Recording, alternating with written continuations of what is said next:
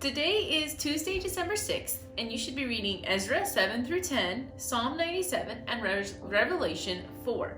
And a big part of Ezra's talk and what he's talking about in these chapters is talking about intermarriage, as the Israelites marry with other nations and other peoples. And you read this and you go, but why is that a bad thing? Why is God so mad about that? Why is Ezra mourning that the people have done this? And it's because God had called them to be a people who are separate, to be a people who are holy.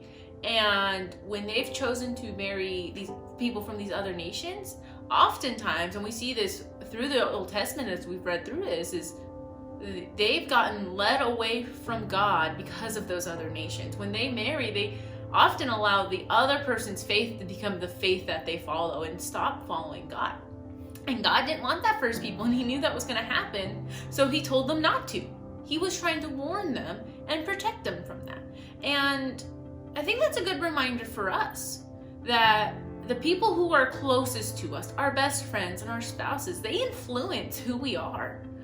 And it's really easy to say, oh, well, that won't happen to me. But at the same time, it happens. You think about the way we talk. We often pick up little things that other people say around us, and you don't even notice it. And then you're like, why do I say that? And you're like, oh, because so and so says that, and it just happens. You don't realize it's happening. And so we have to remember that the people we spend the most time with are going to influence the way we live our lives. Now, that's not to say we should not spend time with people who aren't Christians, because we totally should. How else do we share the love of Christ with them if we don't spend time with them? But at the same time, the people who are closest to us, the people we allow to speak into our lives, the people we confide in, they should be followers of God. They should love Jesus with their whole hearts, just like you do, so that you guys can encourage each other and strengthen each other when times get tough. And so I know it seems like a weird section in Ezra, because you're like, but why? But it really makes sense. Is that God wanted the Israelites to continue to follow him and to love him, and he knew that the other nations would pull them away and make them not want to follow him anymore. And it happens to us too. And so I really want you guys to think about that, and to evaluate those who you spend the most time with and wonder, are you letting them speak into your life and influence you? And if they are they believers in Jesus? Or are they pulling you away from Jesus?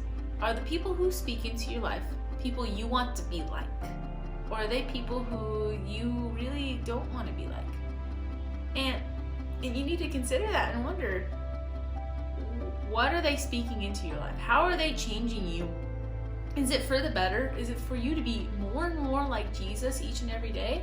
Or is it pulling you away from Jesus and causing you to sin and to fall away from him? And it's hard to notice those things when they happen. They're small changes that you don't notice at first. But in the long run, they end up being really big changes. So I really want you guys to consider that today as you read through this and you're thinking about that. Who is speaking into your life? Who is influencing it? Are you drawing nearer to God because of the people who are closest to you?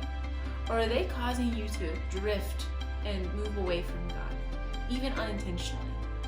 So think about that today. And until next time, you are sent.